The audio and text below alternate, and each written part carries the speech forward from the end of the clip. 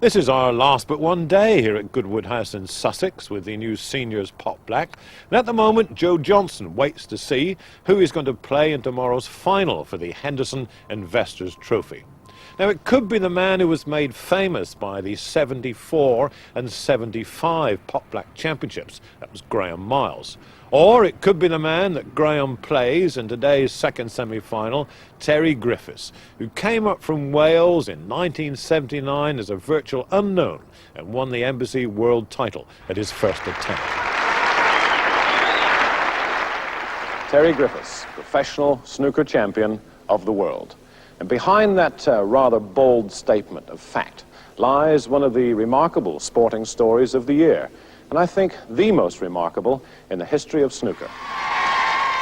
Yes, well, from the archives to the present day, and a famous son of Wales. I went into the colliery when I was 15, as soon as I could, to earn some money, and I worked in a colliery in Craigmerthyr for 3 years. Then I went as a bus conductor for a massive increase of £11. I went from £5 a week to £11 a week. And I had a few years there, and I went as a postman. They used to call me Ding Dong when I was a postman because I came from a bus conductor. And then I went as an insurance agent with the Pearl Insurance then for 7 years. And then I turned professional in 1978. What turned it for me in the end was that I just wanted to know if I could compete against the best players in the world. I'd done it on the amateur field, and I just wanted to see, I didn't want to look back in 10 years' time like a number of my friends had in the game and said, well, I wish I'd turned professional 10 years ago. And that's really what my decision was about. It wasn't about earning the money or fame or anything else. I just wanted to know how I'd get on against the best. Well, in just his second tournament as a pro, he found out. He qualified for the 1979 World Championship at the famous Crucible. I always remember the draw coming out. It was live on television then, on Grandstand, and they drew in seeding positions. So there was 2 seeds left, and my neighbour hadn't come out. And number 2 seed was Perry Mans, who'd got to the final the previous year, and the number 1 seed was, of course, Ray Reardon. Well, I certainly didn't want to draw Ray Reardon. You know, in my first year, I think he would have just overpowered me. He missed Reardon, but he got Mans, one of the best potters in the game. There was a threatened BBC strike. Of course, that was a massive blow to me, not to get on television, even if I'd lost the game, because exposure in those days got you work, you know, in exhibitions. And then when the strike was settled, that was a big weight off me to get on television. And of course, then beating Perry, it was just a bonus for me to win the game as well. Played Alex Higgins the next round. Well, nobody expected me to beat Alex. I mean, I didn't really expect myself to beat Alex, you know. And I won 13-12, like on the last frame with a 100 break, and looking back, it is probably my best win ever. The brown takes him 1 point in front, but he's just come above the blue.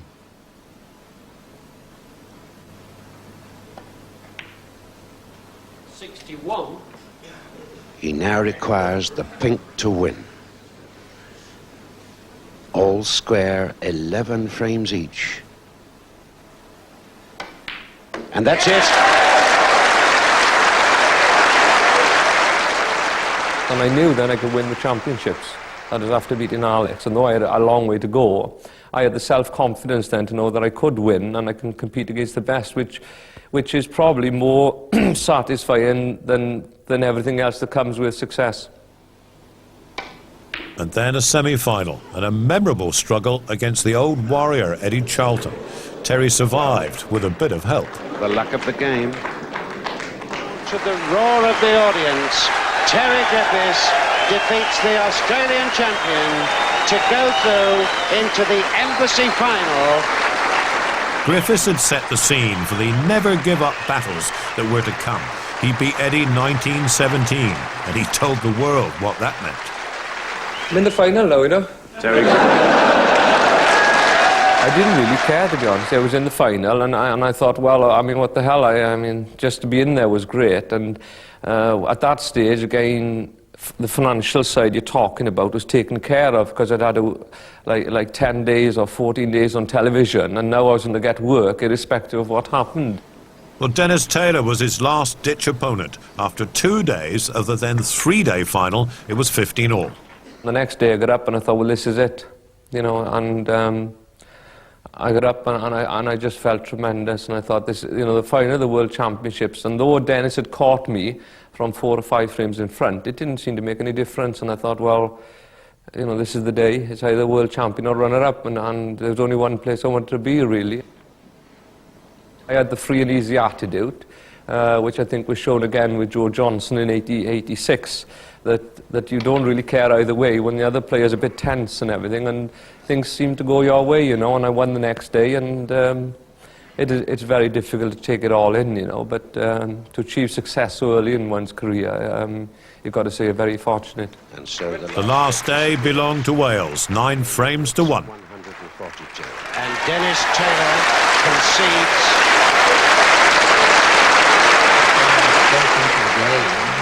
As he did, you know, with only a matter of a few months as a professional, and to compete in an atmosphere as we have at Sheffield, playing against the best players in the world, it's got to be the greatest performance of all time.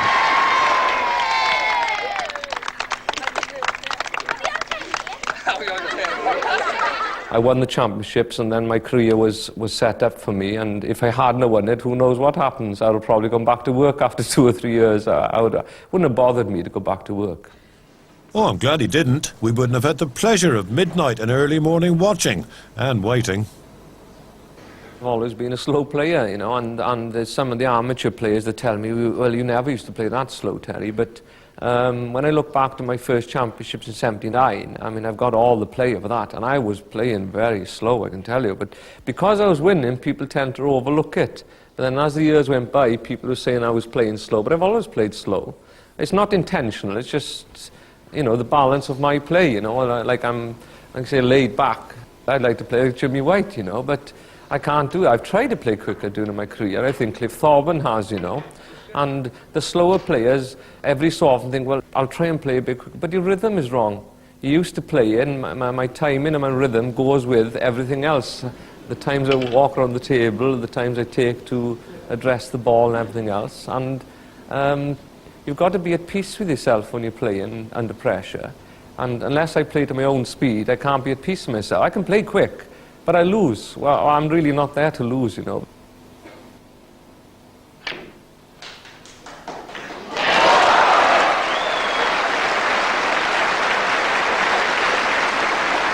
Well, the crowd applauding there, but I'm sure he didn't intend that.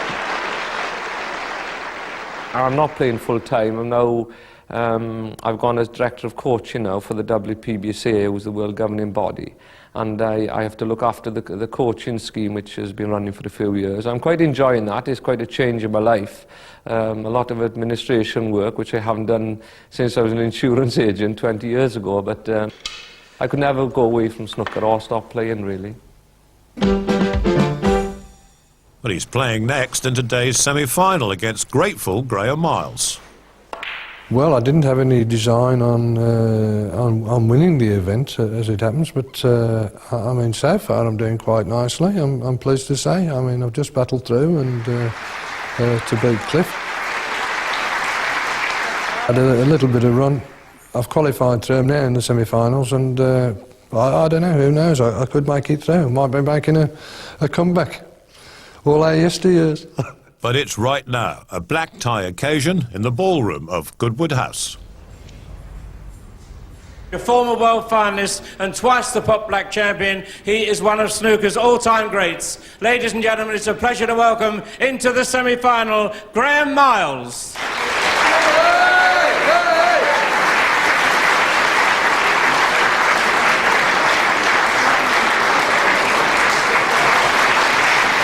And ladies and gentlemen, his opponent, the 1979 world champion, Terry Griffiths.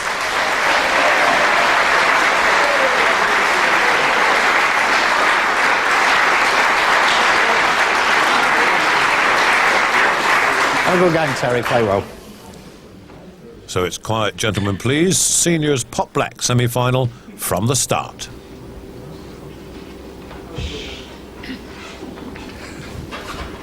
Is it my breaker, is it? Go on, then. Terry Griffiths to rake.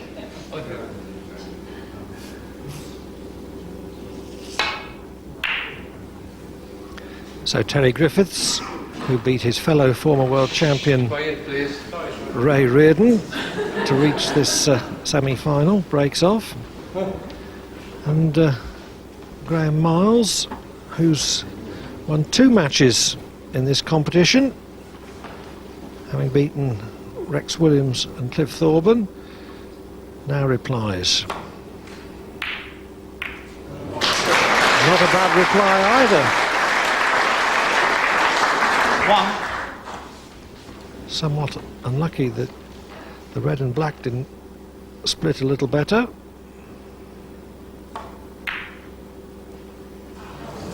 Graham Miles, 1. And sad to say, rather a long way out in his attempt to pot the black along the cushion.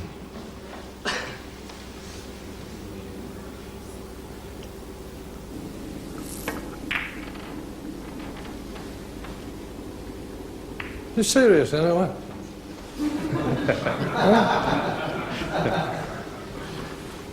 If it was really serious, he wouldn't have made the cue ball cannon the yellow. Would have been on the baulk cushion.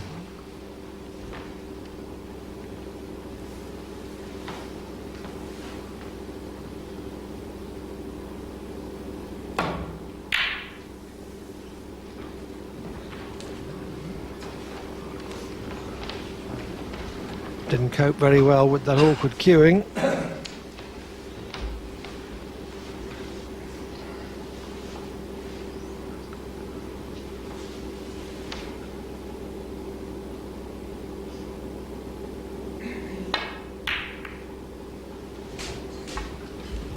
One.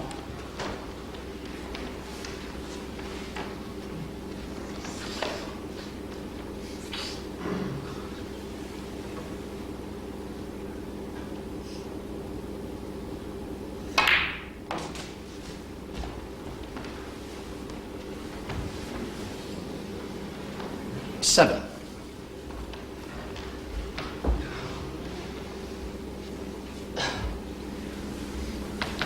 It's a big table, isn't it? Just adding a little bit to the queue. Goodwood House, a fitting venue for this seniors pot black programme. 8. Was bringing that along, wasn't it?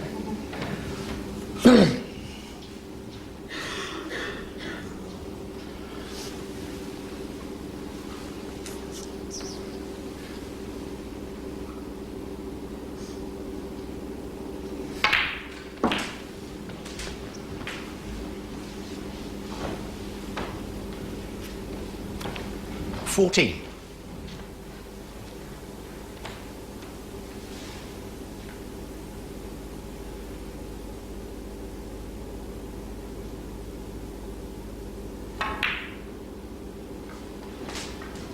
$15.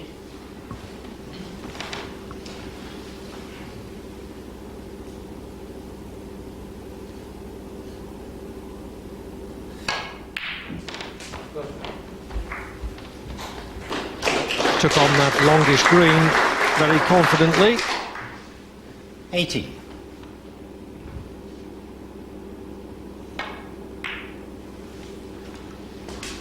$19. Perhaps he's been doing more practice than he claims.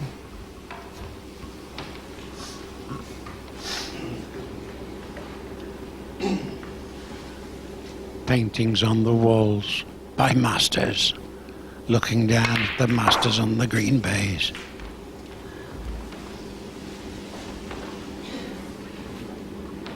$25.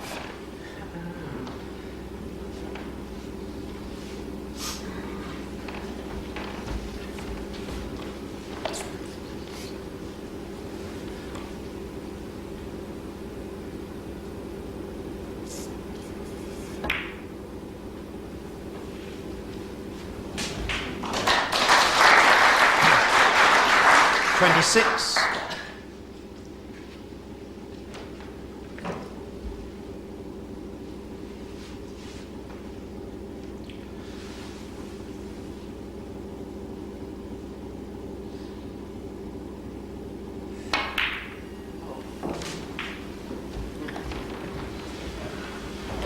On yours, Rex?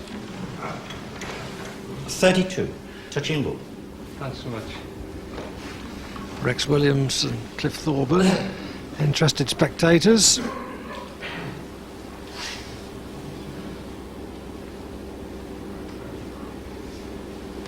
Griffiths didn't go into the bunch of reds quite as he intended from his last pink. Terry Griffiths, 32. But uses the touch and ball situation to take the cue ball to the ball cushion.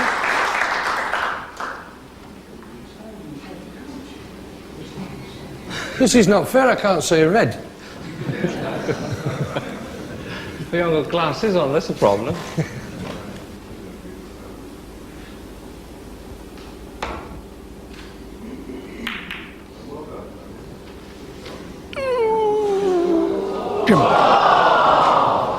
Foul. Terry Griffiths, 4. That was a pretty unlikely in-off at that angle and that speed.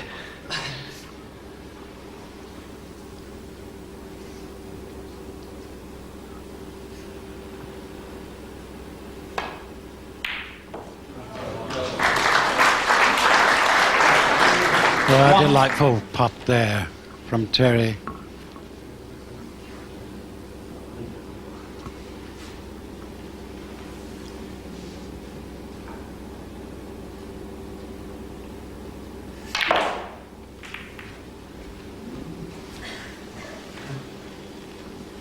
That's not worked out so well. 8.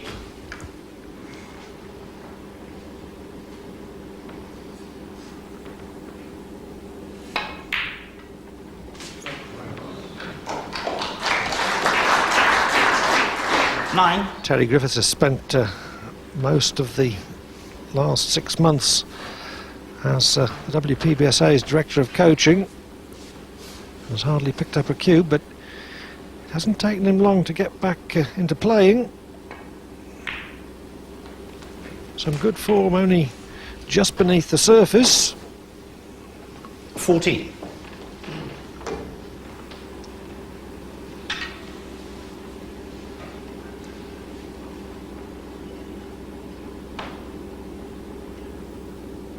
The powers of concentration there.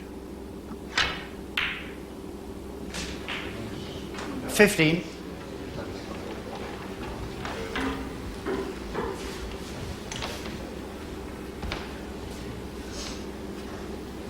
Griffiths ended last season 32nd in the world rankings and announced his retirement, although he is going to play in the World Championship one more time.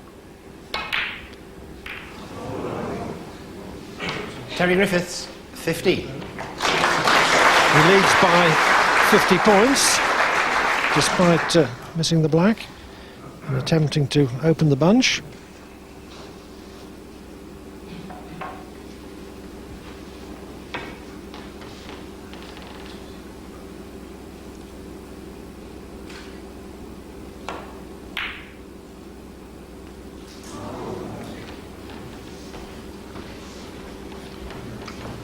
Well, I don't think that's going to help his cause very much.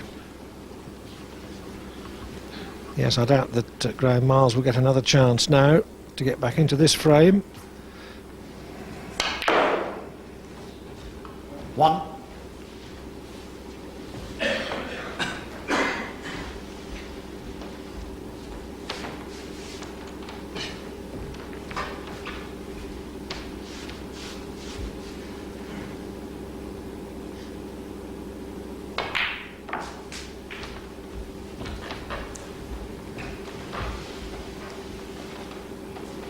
Six.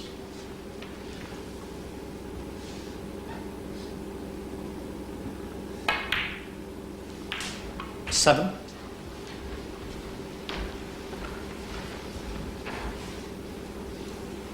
This pink will leave Graham Niles needing 2 snookers.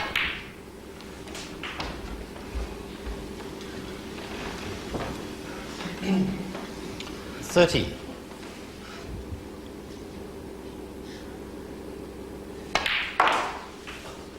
14.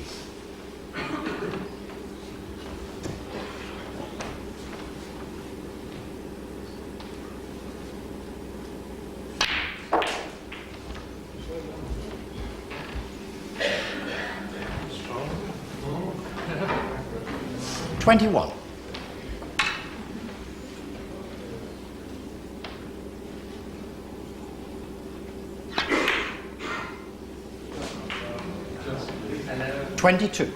Terry Griffiths beat John Spencer to win the pot black title back in 1984.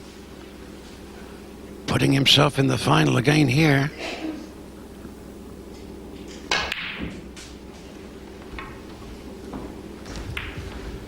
He just fails to cannon into 25. the two remaining reds.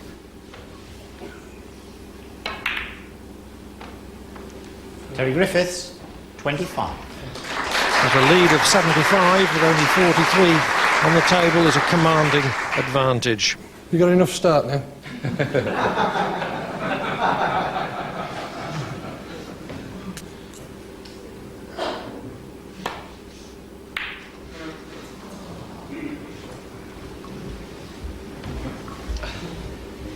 Graham, who normally wears spectacles away from the table, I think he's just suffering a little bit with the lights in his eyes.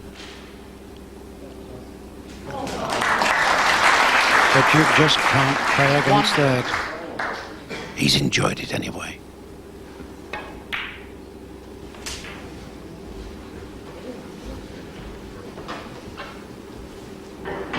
Eight.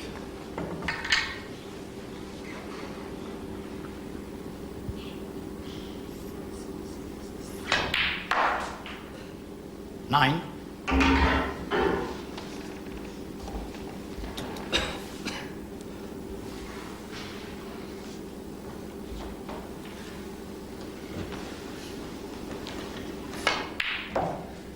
A very high standard from Terry Griffiths in this frame, and I can imagine several people saying, if he can still play like this, why on earth did he retire? And I think the answer is that the sheer grind of the circuit has got him down, and they're still very good, not perhaps quite as good as he used to be. And he always said that if he didn't feel that he was a serious contender for major titles, then he would retire from major competition.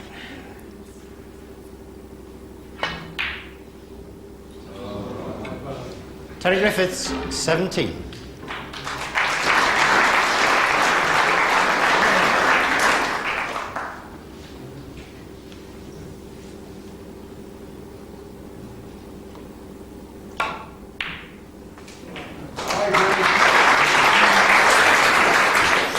Four. You know what they're all coaching off me tomorrow. How many snookers do I need, Alan? Two. Two? Too many.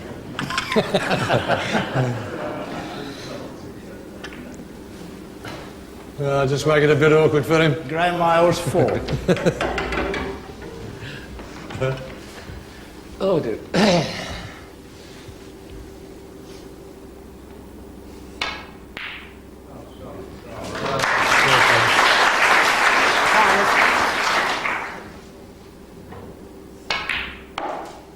$11.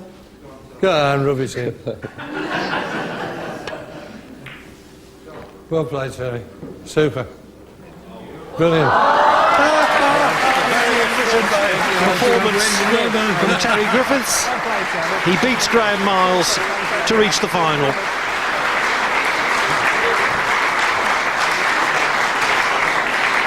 Ladies and gentlemen, your appreciation please for Graham Miles, and into the final, Terry Griffiths.